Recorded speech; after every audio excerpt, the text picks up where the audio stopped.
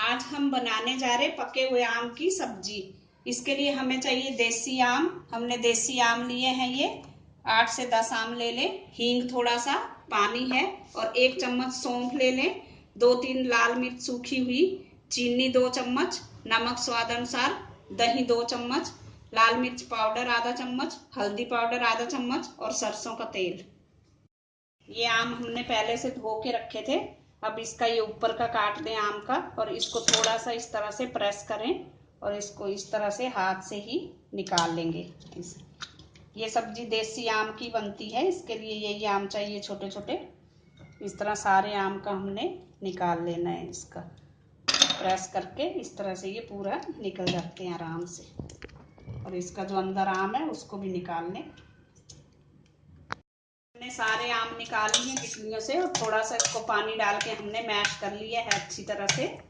अब इसमें हम 2 चम्मच दही डाल देंगे और इसको अच्छी तरह से मिक्स करेंगे।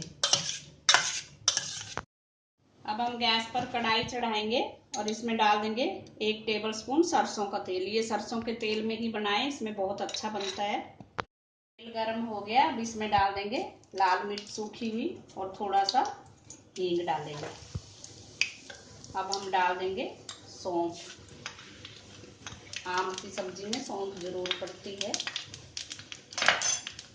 अब इसको थोड़ा सा चलाएंगे। ये हो गया, हल्का ब्राउन कलर आ गया। अब इसमें ये डाल देंगे आम जो हमने रखे थे।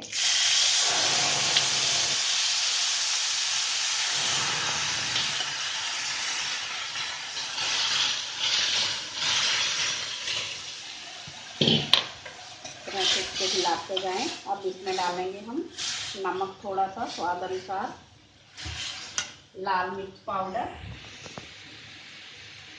हल्दी पाउडर, चीनी आप अपने हिसाब से डालें। अगर आम मीठे हैं तो उसी हिसाब से कम डालें और खट्टे हैं तो ज़्यादा डाल लें।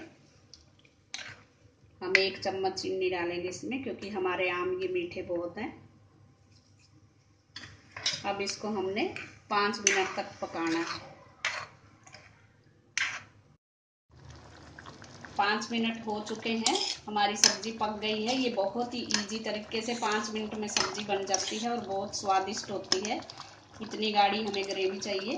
अब हम गैस को बंद कर देंगे। हमारी पके हुए आम की सब्जी खाने के लिए तैयार है।